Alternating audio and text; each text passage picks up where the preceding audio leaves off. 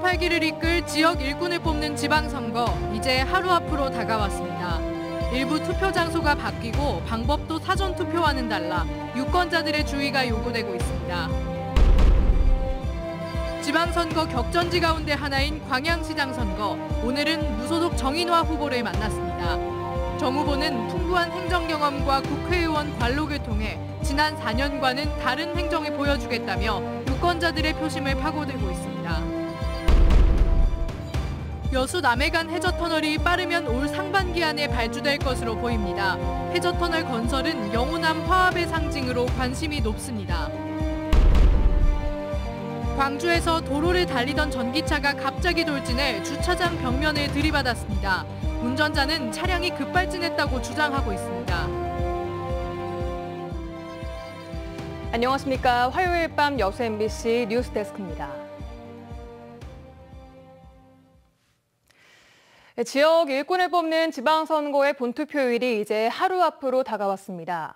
사전투표에서 전남 지역은 가장 높은 투표율을 보였지만 전남 지역 유권자 10명 가운데 7명은 아직 투표를 하지 않았는데요. 일부 투표소는 위치가 변경되기도 했습니다. 이번 지방선거 투표 주의사항 문형철 기자가 알려드립니다. 아파트 단지 상가에 기표대와 투표함이 설치됩니다.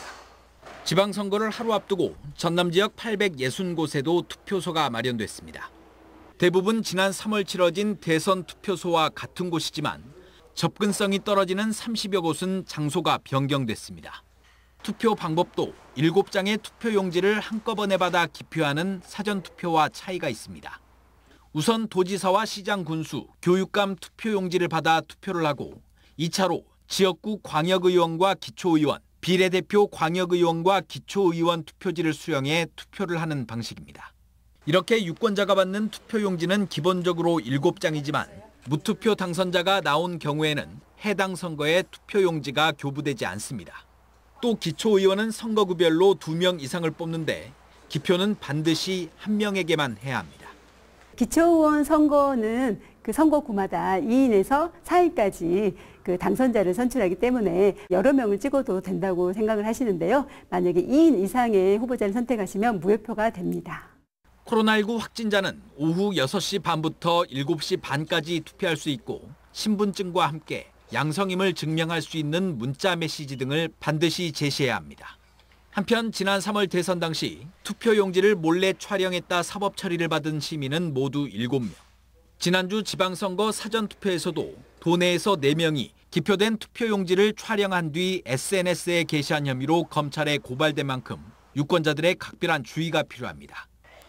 MBC 뉴스 문형철입니다. 여수 MBC가 내일 6일 지방선거를 맞아 개표방송을 특별 편성했습니다. 개표방송은 내일 저녁 7시 30분 출구조사 결과가 나오는 대로 시작될 예정이며 특히 여수, 목포, 광주 MBC 등 호남 MBC 3사가 광주와 전남 지역 투표 상황을 3원 방송으로 전달할 예정입니다. 개표방송은 여수 MBC 뉴스플러스 유튜브를 통해서도 생중계됩니다.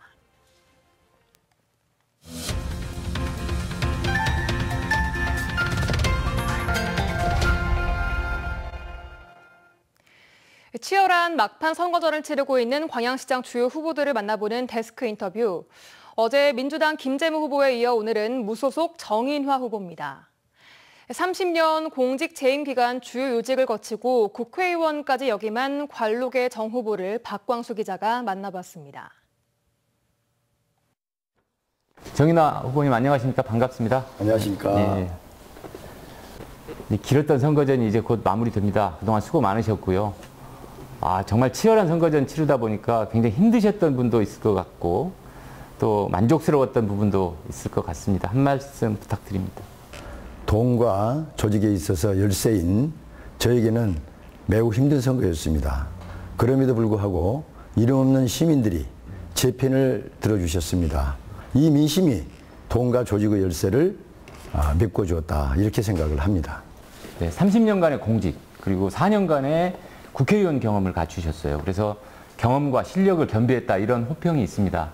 반면에 확실한 성과나 뚜렷한 존재감이 없다 이런 지적도 있어요. 어떻게 보십니까? 국회의원 4년간 2조 원이 넘는 예산을 확보하였습니다. 4년 연속 국정감사 우수위원상을 수상하였고 대한민국 반부패 청렴대상도 수상하였습니다. 성과가 부족하다거나 또 족적이 없다는 그런 평가는 악성 프레임 아닌가 이렇게 생각을 합니다. 지난 4년간의 광양시정과는 이렇게 다른 시정을 펼쳐 보이겠다. 경제 활성화를 꼽겠습니다. 1000만 명의 관광시대를 열어가겠습니다. 사람들의 호기심을 자극하고 사람들의 이목을 집중시키는 정말 멋진 매력물을 만든다는 그런 생각을 가지고 있습니다. 대기업과 지역사회 관계 설정 면에서 지역 시민들이 좀 피해의식이 있어요. 아시지 않습니까? 네. 특히나 이제 포항과 비교할 때는 피해의식이 더 커집니다. 앞으로 어떤 구상을 가지고 계십니까? 포항 그 이상의 광양을 만들겠다고 공약을 했습니다. 광양시 포스코 상생발전위원회라는 것을 만들겠습니다. 그리고 이 위원회 안에 광양의 모든 문제, 포스코의 모든 문제를 수렴해서 서로 논의하고 협력을 해서 문제를 풀어가다 보면 광양 시민들의 불만도 잠재울 수가 있고 또 포스코도 만족시킬 수 있는 상생해법을 만들 수 있을 것이다. 포스코가 순순히 그 의견을 전부 수렴하지 않을 경우에 대안이 또 필요할 것 같아요. 어떻습니까? 저는 어디까지나 서로 이해하고 설득하는 그런 차원에서 협조를 해 나가야 된다. 이렇게 생각을 합니다. 상대 후보와 지금 고소고발 공방을 펼치고 있습니다. 상대 후보가 먼저 공경한 데 대해서 정면 대응을 하셨어요. 이에 대한 입장 한 말씀 부탁합니다. 상대 후보의 정가 유범이 사실이냐고 물었던 거, 이거는 어디까지나 팩트이기 때문에 전혀 문제가 되지 않습니다. 중요한 것은 팩트를 얘기하느냐, 팩트를 얘기하지 않았느냐의 여부이지, 팩트를 확인한 것 자체가 시민들의 알 권리 차원에서 바로 용납되는 그런 문제다, 이렇게 생각을 합니다. 그 상대 후보도 이제 또 맞공격을 하고 있습니다. 여러 가지 면에서. 우리 정 후보가 광주에만 집이 있고 광양에서는 계속 전세살이를 하고 있다. 이런 보도자료를 최근에 배포를 해서 보도가 되기도 했습니다.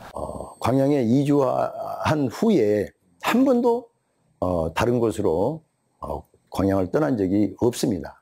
중요한 거는 거주 개념으로서, 소유 개념이 아닌 거주 개념으로서 제가 전세를 살든지 임대를 살든지 그거는 개인의 영역에 속하는 것이기 때문에 왈가왈부할 것이 아니다, 이렇게 생각을 합니다. 지역에 대한 애정과 애착 이런 걸 강조할 때 집 한 개를 소유한다면 광양에 소유해야 되지 않겠냐라는 생각을 좀 하시는 분들이 있더라고요. 어떻습니까? 네. 제가 이곳에서 태어났고 이곳에서 유년 시절을 보냈고 항상 마음속으로 광양을 제 삶의 터전이라고 생각하면 되는 것이지, 집을 소유하고 있느냐 아니냐의 문제를 가지고 삶의 터전이냐 아니냐를 따지는 것은 어불성설이다. 저는 이렇게 보고 있습니다. 결승선에 거의 왔습니다. 이제 내일 당장 이제 본투표일이에요. 광양 시민들한테 마지막으로 한 가지 당부하고 싶은 말씀 있다면 전해 주십시오. 네. 저를 지원해 주신 시민 여러분들의 힘이 위대한 승리를 낚을 수 있도록 조금만 더 힘을 보태 주십시오. 광양시의 미래를 위하여, 광양시의 품격을 위하여, 광양 시민 여러분들의 자존심을 지키기 위하여 저 정인화를 선택해 주십시오. 끝까지 최선을 다하시고 좋은 성과 거두시기 바랍니다. 감사합니다. 감사합니다. 민주당 김영록 도지사 후보가 민선 8기 공약 가운데 하나로 동부지역 본부의 조직 확대를 제시했습니다. 김 후보는 현재 환경산림국에 더해 동부본부에 3개의 실국을 추가 이전하고 동부본부장의 직급도 지방정무직 부지사 또는 지방 2급으로 격상하겠다고 밝혔습니다. 한편 국민의힘 이정현 후보는 전라남도의 미래 전략 등 핵심 기능을 동부청사에서 수행하는 방안을 제시했고, 진보당 민점기 후보도 노동국을 신설해 동부청사에 배치하겠다는 공약을 발표한 바 있습니다. 고흥에서 기표되지 않은 타인의 거소투표용지를 가져가는 사례가 잇따르면서 선거관리위원회가 조사에 나섰습니다. 고흥군 선관위는 지난 23일 고흥 도덕면의 한 마을 이장이 주민의 자택에서 미기표 거소투표용지를 가져간 데 이어 24일에도 금산면의 한 요양보호사가 돌보는 환자의 거소투표용지를 가져갔다는 신고가 접수됨에 따라 내부 조사를 실시하고 있습니다. 거소투표는 직접 투표가 어려운 유권자가 자택 등에서 우편으로 실시하는 투표 방식으로 타인의 기표용지를 가로챌 경우 공직선거법 위반 혐의를 받게 됩니다. 유독 말 많고 탈 많았던 이번 지방선거, 이제 선거운동이 끝나고 유권자의 선택만을 기다리고 있습니다. 민주당 아성이었던 호남의 정치 지형에도 변화의 물결은 불가피해 보이는데요. 지방선거 결과 관전 포인트를 문현철 기자가 전합니다. 이번 지방선거 결과에서 가장 큰 관심사는 민주당의 콘크리트 지지에 균열이 가고 있다는 겁니다. 역대급 공천 참사는 민주당에 대한 민심 이반을 불렀습니다. 민주당은 대선 패배 이후 이번 지방선거에서도 혁신하는 모습을 보이지 못했습니다. 특히 공천 과정에서 불공정하거나 불합리한 모습들이 너무 많이 보여서 아마 유권자들이 상당히 민주당에 대한 비판적 의식이 높아지는 가운데 선거가 치러질 걸로 예상이 됩니다. 이번 지방선거에서는 무소속 후보들의 선전이 예상됩니다. 민주당 경선의 반발에 탈당한 현직 단체장들의 경쟁력이 각종 여론조사에서도 확인됐습니다. 또 눈여겨볼 것은 국민의힘의 지방의회 입성입니다. 10%대 정당 지지율은 비례대표 의원 확보뿐만 아니라 지역구 배출 가능성마저 점쳐집니다. 호남의 야당인 정의당의 위상 회복도 관심사입니다. 정의당은 이번 지방선거에서 민주당을 견제하는 진보 정당으로 다시 자리매김하기 위해서 총력전을 펴고 있습니다. 민주당 텃밭으로 여겨지고 있는 호남의 정치 지형이 이번 선거에서 어떻게 바뀔지 개표 결과에 이목이 쏠리고 있습니다. MBC 뉴스 문현철입니다. 지난해 제5차 국도곡지도 건설 계획에 반영된 여수 남해간 해저터널이 빠르면 올 상반기 안에 발주될 전망입니다. 정부 계획에 반영된 여수 남해간 해저터널 건설 사업은 이번 달 기본계획 수립과 총사업비 협의를 마무리하고 상반기 안에는 설계와 시공을 일괄 입찰하는 턴키 방식으로 공사를 발주할 예정이며 내년 상반기에는 착공이 가능한 것으로 알려졌습니다. 여수 남해간 해저터널은 영호남 화합 차원에서 큰 관심을 끄는 사업으로 첫 논의가 시작된 지 20여 년 만에 국가계획에 포함됐으며 여수와 남해를 10분 이내에 직선 단거리로 연결해 양 지역 발전에 큰 도움이 될 것으로 기대하고 있습니다. 오늘 오전 11시 50분쯤 여수시 화치동 여수국가산단의 한 공장 사무동 화장실에서 폭발 사고가 발생했습니다. 폭발의 충격으로 사무동 샌드위치 패널이 파손되고 직원 3명이 경상을 입었지만 화재는 발생하지 않았습니다. 경찰은 현장 감식을 통해 건물 안에 설치된 시설물과 건물 구조 등을 조사해 정확한 폭발 원인을 조사하는 한편 불법 건축물 여부 등을 조사할 계획입니다.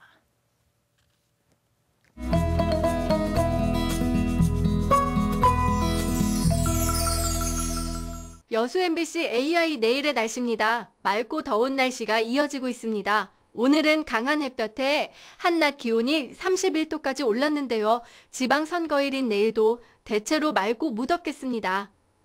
기온은 오늘보다 비슷하거나 이래서 2도 정도 낮겠습니다. 여수가 19에서 26도, 순천 17에서 30도, 광양 17에서 30도, 고흥은 14에서 27도가 예상됩니다. 광주는 17에서 32도, 목포는 17에서 28도의 기온 분포를 보이겠습니다.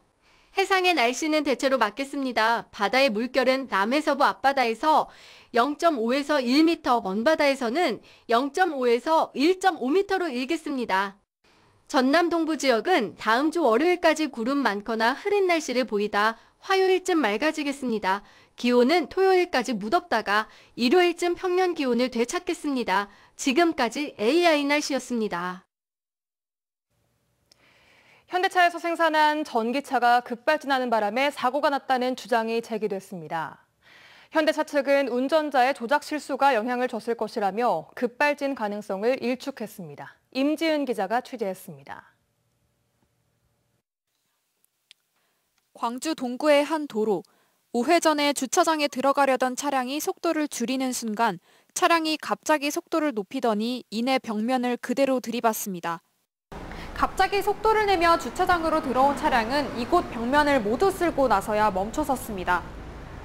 사고가 난 아이오닉5 차량에 내장된 기록 장치에는 우회전 당시 시속 13km로 줄었던 속도가 24km까지 급히 높아진 걸로 돼 있습니다.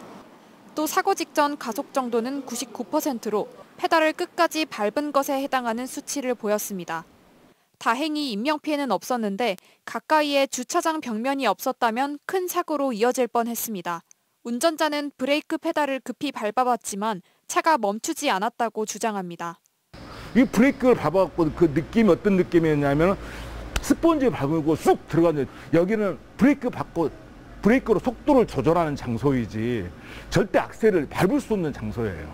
영상에선 사고 직후 브레이크 등이 켜져 있는 것을 볼 수 있지만 작동 여부는 정확한 조사를 통해 밝혀져야 한다고 전문가는 말합니다.